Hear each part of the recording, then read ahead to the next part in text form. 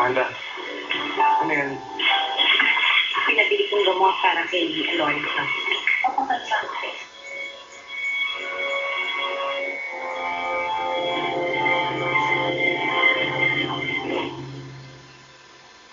Paano nagawin ito?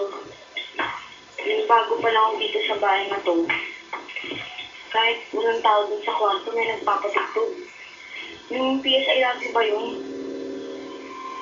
Paborito ko pa ni Amira yun. Kaya pala nagwawala si Ate Amanda ng isang gabi nung narinig niya yun. Sabi siya yun, nagpupunta dito si Ate Almira. Di ba po ibig sabihin nun, hindi ko nakatayin po kanina niya. Pero nagagalit siya. Kasi nagbalik na ako ulit dito.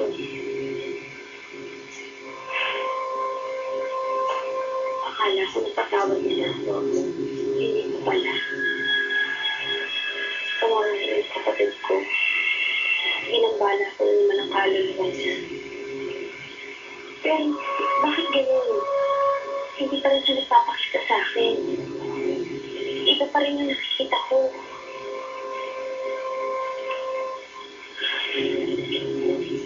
Loisa, maka-stop mo lang, may bisita ka. Hello, Loisa. Rico.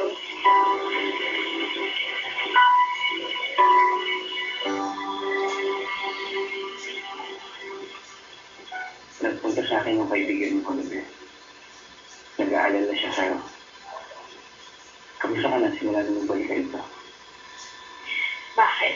Sinabi ba ni Junjun na kung ano-ano naman nakikita ko? Sinabi ba niya na nababaliw na naman ako? Hello, siya nandito kami ng kaibigan mo. Para tulungan ka. Matutulungan mo kaya ako kung halimbawang sabihin ko sa'yo na gusto kong makausap ang kaluluwa ng kapatid kong pinatay ko? Naniniwala ka ba? May magagawa ka ba?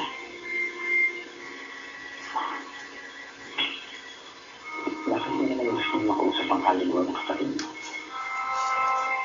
Para makahingi ng tawad sa kanya. Para matahimik na ang kaluluwa niya kung saan man siya naroroon. Alam mo, Eloisa, I'm sorry pero hindi ako naniniwalang posible mo makausap ang kaluluwa. Kung gano'n, hindi mo ako matutulungan. Kaya huwag ka na rin babalik dito.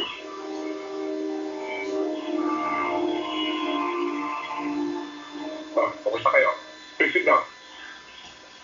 Ako nga po si Atty. Adrian Guevara. So, kayo pala yung inirefer sa amin ni Atty. Grospe. Kumusta na nga pala dyan? Talaga bang wala na siyang balak na bumalik dito sa Maynila? Okay naman kasi sa Iloilo. Iniwan ko na maayos yung law firm namin ito, kaya malamang ko, hindi na ako babalik dito yun. Asa nga po pala, ito po ang resume ko.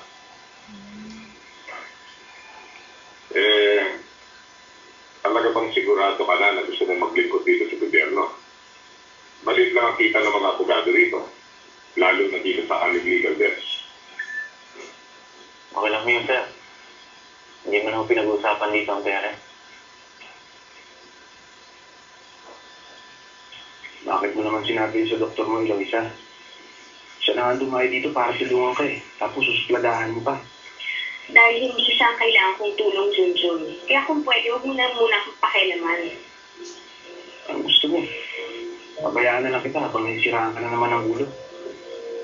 Hindi nasisira ang ulo ko. Ano mo sa mga nakikita mo? Di ba kasiraan ng ulo yun? Hindi mo ako matutulungan, Junjun. Wala kang maitutulong sa akin. Ano wala? Pero kasi natatanda mo ng mga bata pa tayo. Ako lang tinutulong sa'yo. Ako yung natatakbo mo. Naalala mo? Ako yung sabihin sa akin na wala akong maitutulong. Dahil marami akong gagawa para sa Eloisa. Kayaan mo lang sana ako. Gusto makausap ang kaluluwa ng kapatid ko. Eloisa naman.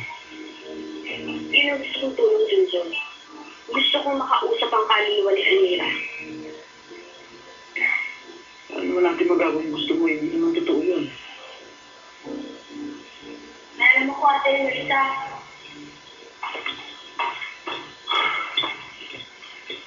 sa probinsya namin, kapag gusto namin makausap ang kaluluwa ng isang patay, mahanap kami ng medium. Yun ang magiging daan mo upang makausap ang kaluluwa ng isang tao. Hindi naman totoo yung medium na yan eh. Saan ako makakita ng isang medium? Paano ko makikilala ang isang medium, Alex? Eloisa, Hindi ko po alam kung meron dito sa Maynila. Pero hayaan niyo po, magtatanong-tanong po ako sa mga kaibigan ko. Salamat, Alex.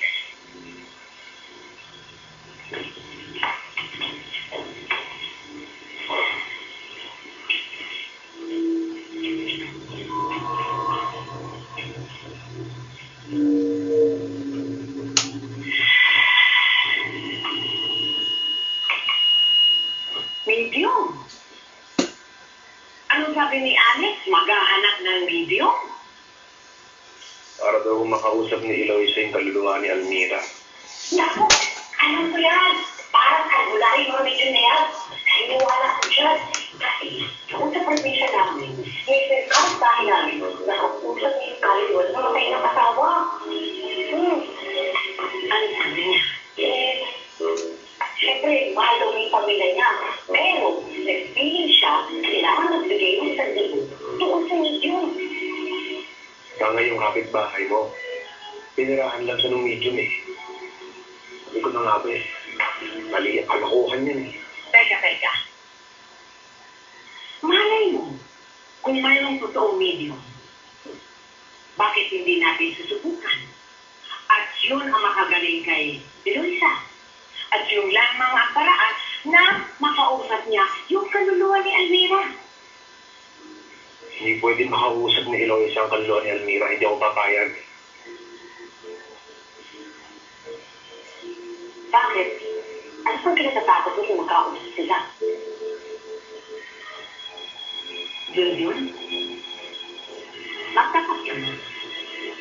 Mayroon ka bang alam na hindi dapat malaman ni Eloisa?